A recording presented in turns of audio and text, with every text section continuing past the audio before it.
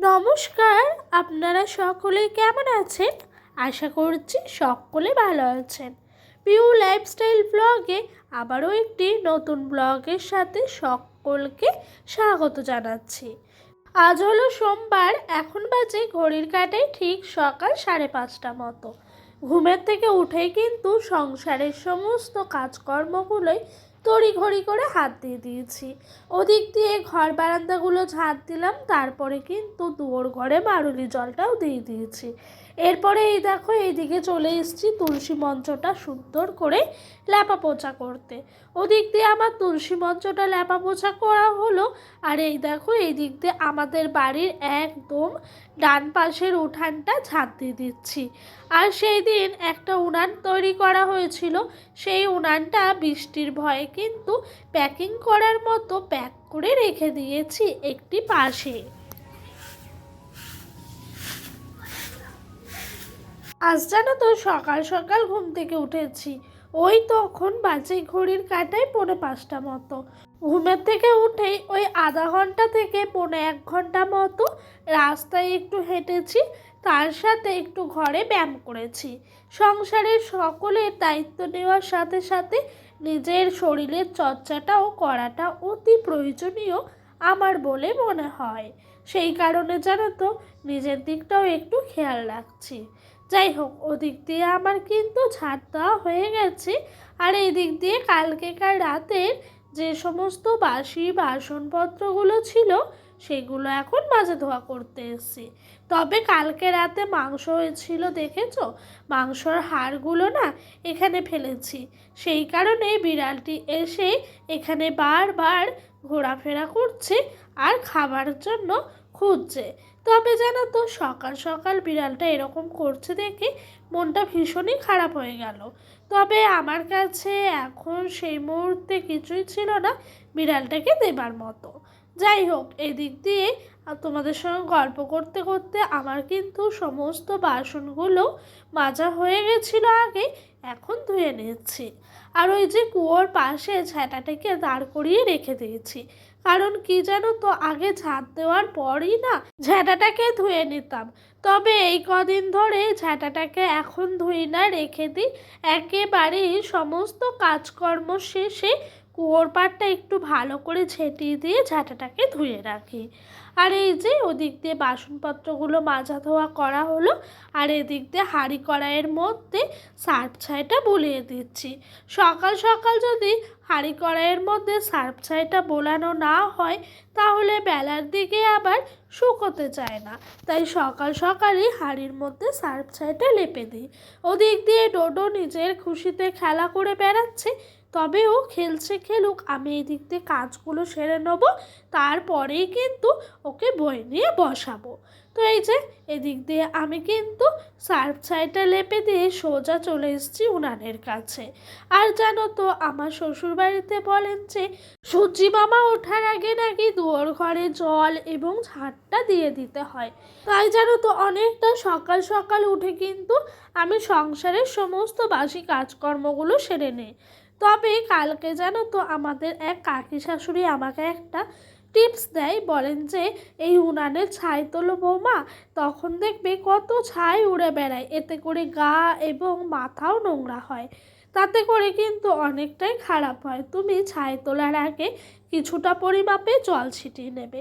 সত্যি কথা বলতে উনুনের গাটা দেখেছো, হালকা করে দেখতে পাচ্ছ ভিজে আছে। আমি না উনানের ছাইয়ের ওপরে হালকা করে জল দিয়েছিলাম, এতে করে সত্যিই গো উনানের ছাইগুলো না বেশ ভালোভাবে উঠে যাচ্ছিল, আর কিন্তু অতটা ছিটাচ্ছিল না। এরই মধ্যে সংসারের সমস্ত বাসি কাজকর্ম সারা হয়ে গেছে। আমি একটু সকালবেলা গরম জল খেয়ে নিচ্ছি। এখন থেকে 3-4 দিন ধরে একটু গরম জল খাওয়া ধরেছি। এতে করে জানো তো গরম জলটা খেলে ভীষণ শরীরের একটা এনার্জি পাওয়া যায়। তবে অনেকে দেখেছি গরম জলের সাথে লেবু জলটা খায়, তবে লেবু খেলে আমার মনে হয় যে পার্সোনালি অ্যাসিডিটি হয়ে যেতে পারে, তাই লেবুটা আর নিই না, শুধুই গরম জলটা খেয়ে নিই। এদিক দিয়ে গরম জল খেতে খেতে বাইরে বেরিয়ে যেই না আসি সেই দেখি এই দিদি এই যে উনানটাকে একটু সুন্দর করে ঘষাঘষি করে নিচ্ছেন। ঘষাঘষি কেন করছেন জানো? এই যে উনানের গাটা আছে না, একেবারেই সুন্দর করে প্লেন হয়ে যাবে, সেই কারণে কিন্তু উনানের গাটা বারবার করে এই কাস্তেতে করে চাঁচছেন। তার সাথে ওই যে হাতাটি দেখতে পাচ্ছ, এটিতে করে উনানের ভেতরটা কিন্তু দিদিভাইটা চেঁচে দিয়েছিল, আর এতে করে উনানটা ভীষণ দেখতে সুন্দর হয়েছিল। তাকে চলো সেই কথাই ফিরি। জানো তো, আমরা গ্রামে সাদামাটা বউ, তবুও কিন্তু আমরা সংসারের মঙ্গলের জন্য কিছু পজিটিভিটি ধরে রাখার চেষ্টা করি। যেরকম জানো তো, কিছু নিয়ম মানতে হয় তাহলে সংসারের মঙ্গল হয়, সেই সমস্ত নিয়মগুলো যতটা পারি নিজের সাধ্য দিয়েই মেনে চলার চেষ্টা করি। যেরকম জানো তো, আমাদের গ্রামের দিকে নিয়ম আছে, এই যে সূর্য ওঠার আগে সমস্ত বাসি কাজ সারতে হয়, তারপরে বাসি নাইটিটি ছেড়ে নিয়ে এই হেসেল ঘরে ঢুকতে হয়। আমরা বাসি নাইটি না ছেড়ে কখনোই এই হেসেল ঘরে ঢুকি না। তবে এখন তো ডোডো বড় হয়েছে, যখন ছোট ছিল আমার কাজ সারার পরও কিন্তু ওকে আমি হেসেল ঘরে ঢুকে খাবার বানিয়ে দিতে পারতাম না, যতক্ষণ না নাইটিটি ছাড়তাম, মানে বাসি নাইটিটি ছেড়ে কাঁচা নাইটিটি আমি অঙ্গে তুলতাম, ততক্ষণ কিন্তু আমি রান্নাঘরে ঢুকতাম না। এতে করে নাকি অনেক বড় বড় মানুষেরা বলে সংসারের অমঙ্গল হয়। তাই এই অমঙ্গলগুলো নিজে জেনে শুনে কী করেই বা ডেকে আনি, তাই না বলো? সেই জন্য জানো যতটুকু পারি নিয়মগুলো মেনে চলি। যাই হোক, ওদিক দিয়ে ডোডোকে একটা ম্যাগি করে খাওয়ালাম, আর এরই মধ্যে অনেকটা সময় পার করে দিয়েছি জানো। এখন বাজে ঘড়ির কাঁটায় ওই 11:30 মতো। ওদিক দিয়ে ভাতটা হয়ে গেল, একটু পেঁয়াজ পোস্ত রান্না করলাম, আর আজকে এই ছোটো আলু দিয়ে দম রান্না করব। এই ছোটো আলুর দম খেতে ভীষণ ভালোবাসি বাড়ির সকলেই, তাই জানো তো ছোটো আলুগুলোকে রেখে দিয়েছিলাম কিছুদিন আলাদা করে। এই কদিন ধরে শ্বশুরমশাই শাশুড়ি মা কেউই ছিলেন না বাড়িতে, সেই কারণে আমাদের দুজনের জন্য আর এই ছোটো আলুর দমটি করা হয়ে ওঠেনি। তবে এখন বাড়িতে সকলেই এসছে, তাই আজকে ছোটো আলুর দম করলাম। শাশুড়ি মা সকালে রান্নার পরই কিন্তু এই ছোটো আলুগুলো হাঁড়িতে করে সিদ্ধ করে রেখেছিল, তারপরে আমরা সকলে মিলে এই ছোটো আলুর খোসাগুলো ছাড়িয়ে নিয়েছিলাম। তারপর জানো তো, মশলা বলতে জিরে আদা বাটা দিয়েছি, তার মধ্যে একটু কাশ্মীরি লঙ্কার গুঁড়ো দিয়েছি, আর তোমার দিয়েছিলাম স্বাদটাকে ব্যালেন্স রাখার জন্য একটু চিনি। তোমরা যে পাতাগুলো দেখতে পাচ্ছ না জাল দিচ্ছে, এই পাতাগুলো জানো তো আর বেশি নেই, এই কটা হলেই শেষ হয়ে যাবে।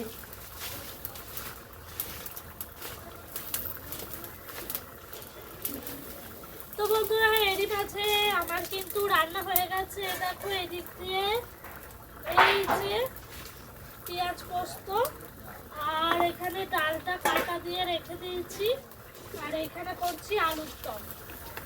এরপর ডালটা সম্বাদ দেবো, তাহলে মোটামুটি রান্না আজকের মতো কমপ্লিট হয়ে যাবে। তবে জানো তো, এই পাতাগুলো দেখতে আকারে ছোট হলেও কিন্তু জলে ভীষণভাবে। তোমরা হয়তো সকলেই উনুনটা দেখেই বুঝতে পারছো যে কতটা গনগনিয়ে উঠেছে। তবে সেরকমভাবে পাতা দিচ্ছিলাম না, অল্প অল্প করে চাল দিচ্ছিলাম। আর এদিক দিয়ে আবার অনেকক্ষণ সময় পার হয়ে গেছে রান্না বান্না করে। ডোডোকে স্নান করিয়েছি, নিজে সমস্ত কাজ গুছিয়ে নিয়েছি, তারপরে ডোডোকে খাইয়ে দিয়েছি। এবার আমি এসেছি সবার লাস্টে খেতে। আজকে ছিল পেঁয়াজ পোস্ত, আলুর দম আর ডাল। তবে পেঁয়াজ পোস্তটা অতুলনীয় হয়েছিল, ভীষণ সুন্দর জানো।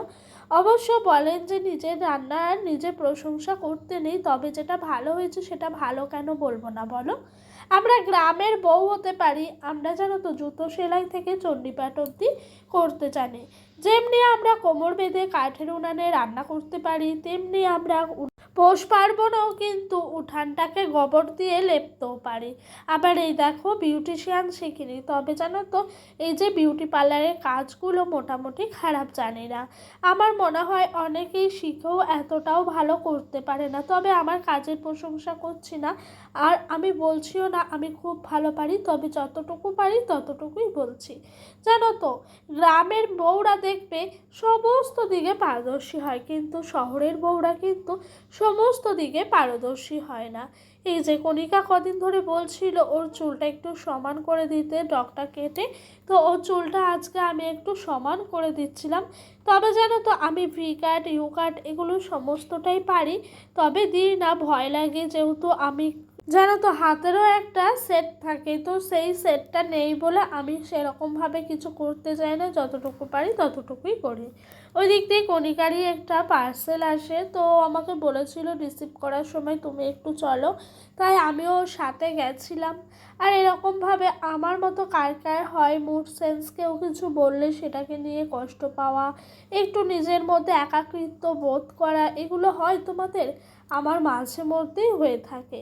এই দেখো এইটা এসছে, মানে জুতো রাখার র্যাক, ভীষণ সুন্দর হয়েছে জানো, এটা ভীষণ কাজের। তবে এই জুতো রাখার র্যাকটি আমিও ভাবছি একটা নেব, তবে এখন নয় জানো, এখন জুতো রাখার র্যাকটি নিলে নেওয়াই হয়ে যাবে, তবে রাখার সেরকমভাবে কোনো জায়গা নাই।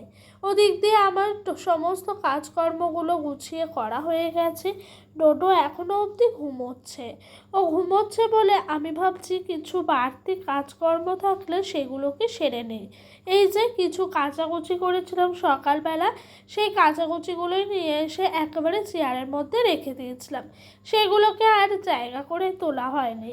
তবে এখন ঘুমোচ্ছে যেহেতু আমারও সেরকমভাবে কাজ নেই, ভিডিও এডিটের কাজটা আমি দুপুরবেলাতেই অর্ধেক সেরে রেখে দিয়েছিলাম, তাই মাথার ওপরে কোনো চাপ নাই ভিডিও এডিটের জন্য। সেই জন্য আমি কিন্তু এদিকটা একটু বেশ ভালো করে পরিষ্কার পরিচ্ছন্ন করে জামা প্যান্টগুলো জায়গা মতো রেখে দিতে পারছি। চলো বন্ধুরা, জামা কাপড়গুলো গুছোতে গুছোতে আজকের মতো এখানেই বিদায় নিচ্ছি। নতুন পুরনো সকল বন্ধুই আমার পাশে থেকো, ভালো থেকো, সুস্থ থেকো।